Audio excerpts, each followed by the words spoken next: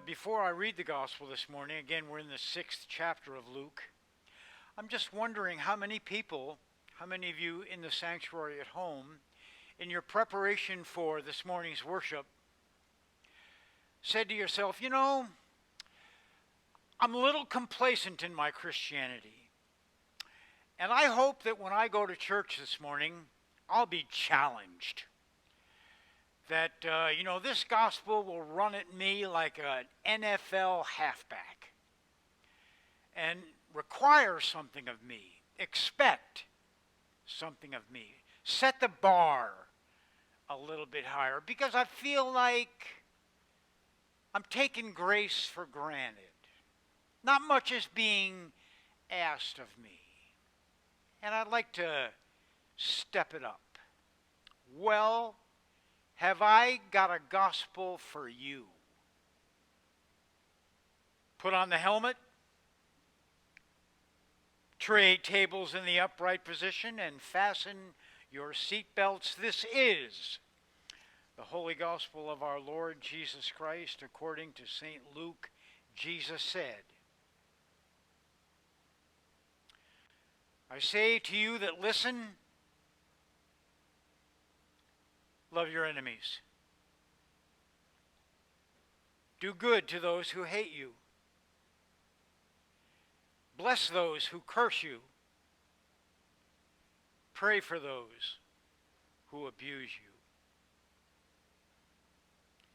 If anyone strikes you on the cheek, offer the other also.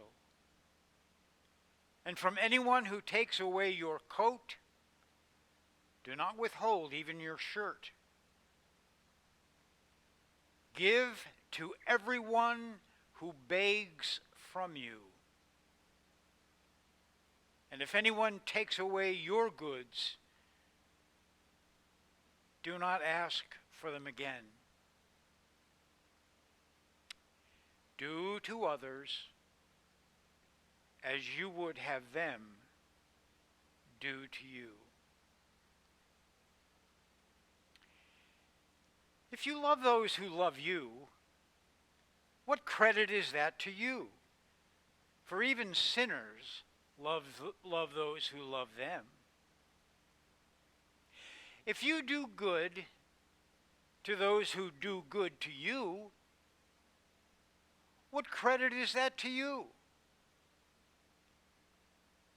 Even sinners do the same.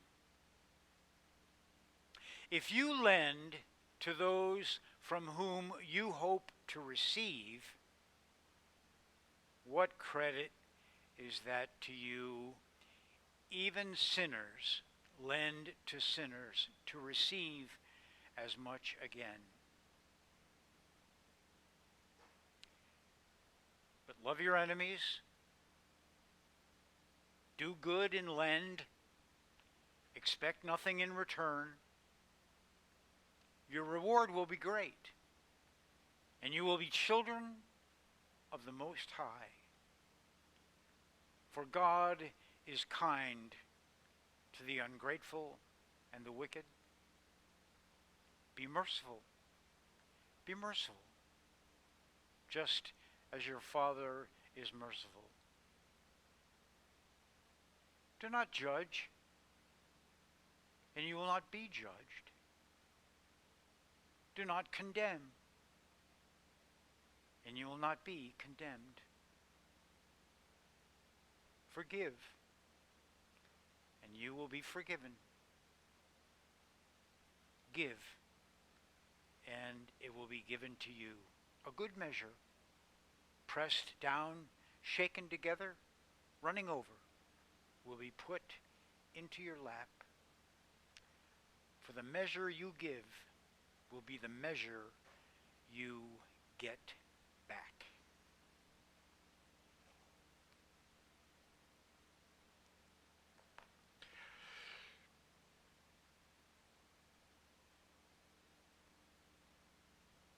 Oh, man.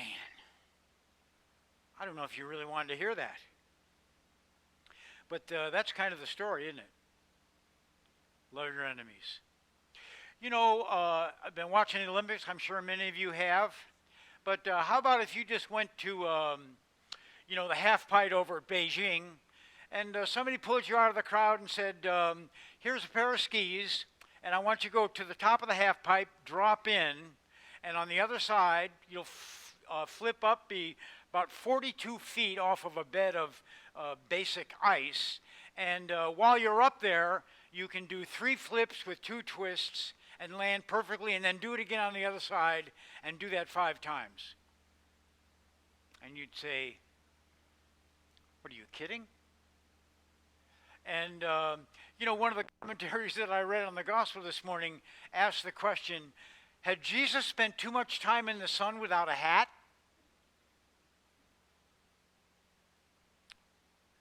Love your enemies. Bless those who curse. Don't judge. Forgive. If you want a high bar, you don't have to go any further than the Sermon on the Plain. And life is not like that. It's not your fault. It's not your fault if you can't live up to this. You're not hardwired for it. Your brain says exactly the opposite. If you have an enemy, kill it. If someone curses you, do whatever you can to exact revenge. Someone does you harm, harm back. Absolutely. Not do unto others as you would have them. It's do to others before they do it to you. And so we have this hard-wiring physiological imperative that happens in our brain. It's not your fault. And then you have, on the other hand, the kingdom of saying, there's another way. And so how do we live between those two? I mean, you could easily walk up to a gospel, I'm sure many do, and say, not for me. And there are a lot of people who could look at this gospel and then look at Christianity and say, wow, I'm not seeing that in them. And, just kind of goes downhill from there. I've had the opportunity this week, again, I'm always up on YouTube. I'm always listening to preachers, teachers, talking about the gospel assigned for the week. And some of them are good, most aren't, but a couple of this particular week really stood out for me. I don't know how many of you are familiar with Karen Armstrong. She has a TED Talk entitled Love Your Enemies, worth a visit, unbelievable. And Karen Armstrong, you remember, was cast into the spotlight, international spotlight, when she wrote on Islam in the wake of 9/11. Everybody was wondering, why do these people hate us so much? I mean, who conspires to fly airplanes into a fully occupied World Trade Center? Who does that? And why? What motivates this hatred? Is it the religion? And, Karen took on the assignment of trying to understand religious fundamentalism. And there's a lot of scary stuff on the planet, trust me. The pandemic is child's play compared to fundamentalism. I mean, that's a real threat to humanity. And so she goes on to talk about the importance of understanding how important the golden rule is. Because it is the golden rule. It is the golden rule. We really shouldn't do to anybody else what we wouldn't want to have done to ourselves. And that's true on a personal level. It's true on a political level. It's true on an international level. We just shouldn't treat anybody, any country, any nation, any other religion any differently than we ourselves would like to be treated. That's the golden rule. They don't call it the silver rule. They don't call it the bronze rule. It's the best rule. It's the only rule. And it's the purpose of religion to teach it. To teach it. And it's completely counterintuitive. It runs against every natural instinct that you have. And so when someone does you wrong and you want to exact revenge, I mean, the most popular movies in movies are revenge movies. I hope they get that guy, I mean, it gets your blood boiling, revenge. It's so fun to be angry at people that make you angry. It's like a favorite indoor sport, and it's getting out of hand. And you're probably worried about the country, our country. You're worried about it. I am. I'm worried about the lack of civility, the inability for people to communicate with each other. You know, the social scientists now are telling us that the gap between red and blue is as enormous as the gap between Israelis and Palestinians. How did we get here? I mean, this is a dangerous situation. And another scholar that I listened to this week that had a profound impact on me was Arthur Brooks. He's the social scientist, teaches at Harvard, big guy, and he talks about the importance of the golden rule, and having a vision in which we live. This is the way that we should be. This is the moral ethic by which we should aspire to love enemies and bless those that curse. Now, this word love, you know, we think of it in the wake of Valentine's Day, of a feeling. Love is a feeling. And we might assume from that when we hear love your enemies, we're supposed to feel love for our enemies. No. Let's go back to Thomas Aquinas. Let's go back perhaps even to the first century. What did Jesus mean by that? And love is a matter of the will. It's an intention of the will. The will to good for another. The will that is the good for the other. When you want the best for the other, that's love. And Jesus tells us exactly how to do it. Let's start off with blessing. Somebody curses you, what's your first instinct? Curse them right back. They throw a stone, you throw right back. I mean, eye for an eye, you know, that's coming right out of Leviticus. That's perfectly legitimate. Jesus said, you know, he took the long view. He said, now, if we go by eye for an eye, where is that going to lead down the road? A sightless humanity.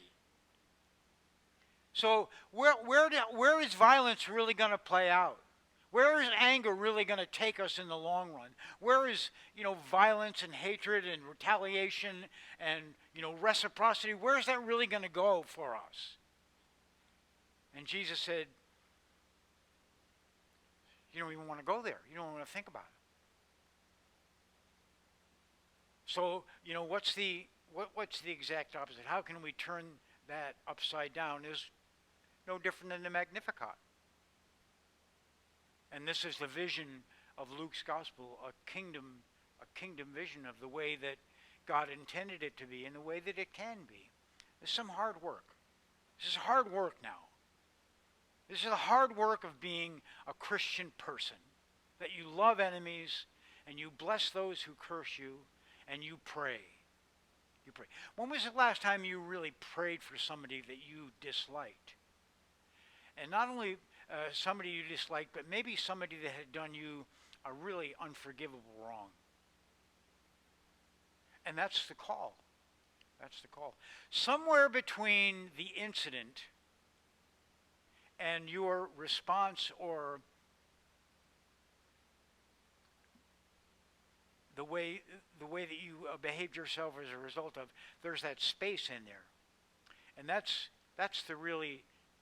where it all happens right there. That decision to react or to thoughtfully respond. And you can remember instances when people, you know, have done terrible things and you've decided not to be upset. You know, it's called taking the high road. Well, if they're going to be that way, I'm not going to be that way. If this person is going to say terrible things about me behind my back to a lot of other people, I'm just not going to play that game. I'm not going to enter the fray. And that's a conscious decision. And, you know, we have the responsibility, apparently, of cultivating the ability to respond rather than to react. And how does that happen? That's an interior discipline. That's interior discipline. And you have to find something in your own heart, which is grace. Which is grace. And the first thing that occurred to us is that I'm as big a jerk as anybody on the planet. I mean, when it comes to pointing fingers, most of them come right back in. Bottom line. Matter of fact, a lot of what we project out is a result of what we first do to ourselves, because we are, the harshest critics that we are is of ourselves. Now, the promise here is that if you're obedient to these spiritual laws, and these are spiritual laws. These are not natural laws. These are spiritual laws. If you forgive, if you don't judge, if you pray for those that hurt you and bless those that curse you, and in fact wish well for those who are your enemies, something will happen in your heart, and it will change you. And I don't know about you, but I don't really enjoy being around people who harbor a lot of judgment or condemnation or lack of forgiveness, who speak quite often vilifying things. And you wonder the source. You know, I remember, I got a great memory. Many years ago, a flyer came across my desk about a conference being held in the Bay Area, actually at the Presidio. And it was a conference that was going to address the issue of addiction and recovery. And it was being hosted by a medical foundation in San Francisco. And it featured a number of key speakers, none of whom I really recognized. But I took the flyer to a friend of mine who I know works in addiction medicine. That is her specialty. And I said, do you know any of these people? And she said, do I know any of these people? They are the leading voices in this particular area of medicine in the country, perhaps in the world. They're top flight. And I said, do you want to go? She said, oh, absolutely, let's go. And I thought because it came across my desk, that it came across the desk of all the Bay Area pastors. I said, this thing is going to be packed. I mean, any given congregation, there's a whole bunch of people that are just addicted to something, and these pastors are going to want to know what the latest thinking on it is. And so I sent my money in and registered early, and we got down to San Francisco, and we were there, in the Presidio probably 45 minutes before the event started, and there wasn't a single car in the parking lot. I thought I had the wrong day.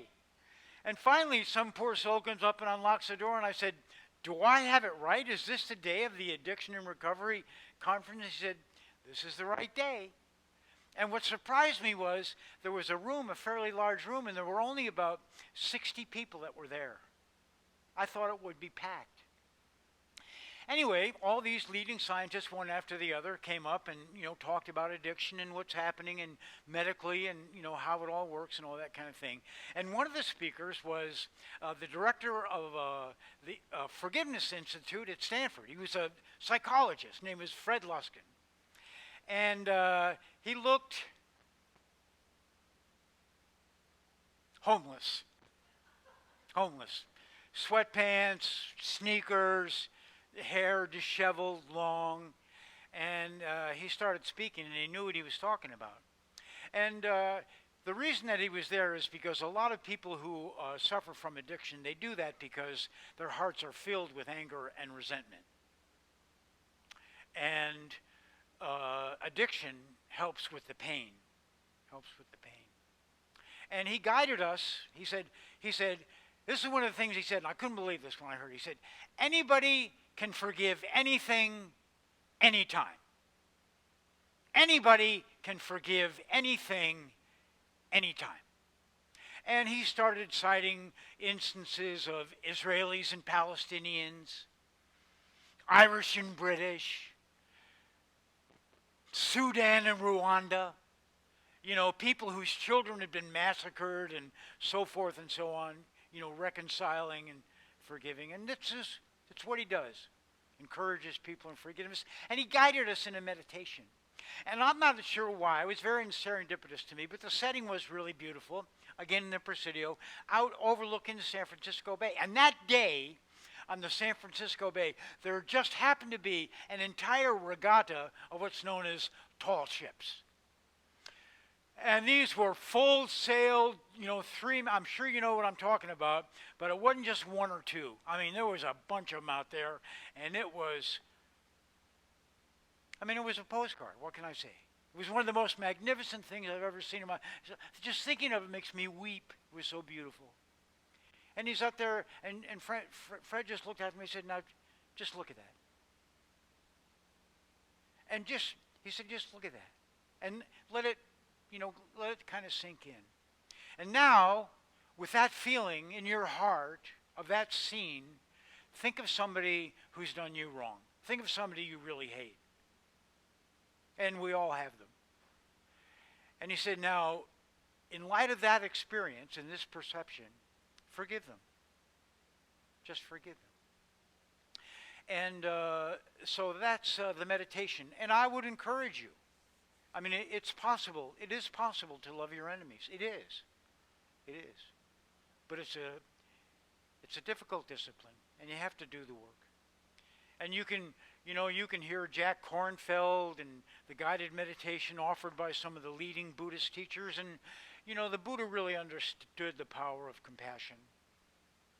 And it's compassion, it's action that leads to nirvana. Spiritual awakening doesn't happen and then you're compassion. If you're compassionate, if you go through the motions, doing good, forgiving, praying, over and over and over again, as many opportunities you're given, and life provides all the reasons that you need to forgive and to love and to bless. Eventually, you'll get it. You'll get it. And that's the secret.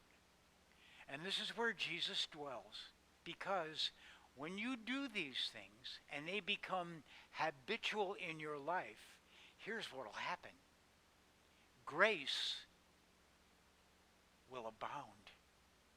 And not just a little drop here and a little drop there. It'll be like pressed down, running over, abundantly everywhere. Oh my goodness, it was there all along and I just hadn't seen it before. So there's some difficult news. Jesus is coming and saying, okay, we're going to take the bar.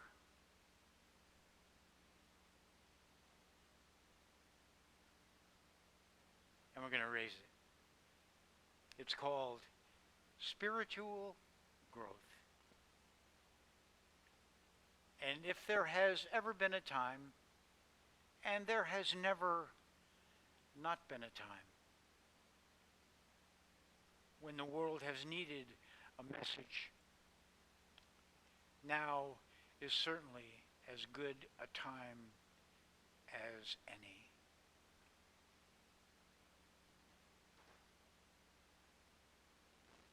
So, how you doing?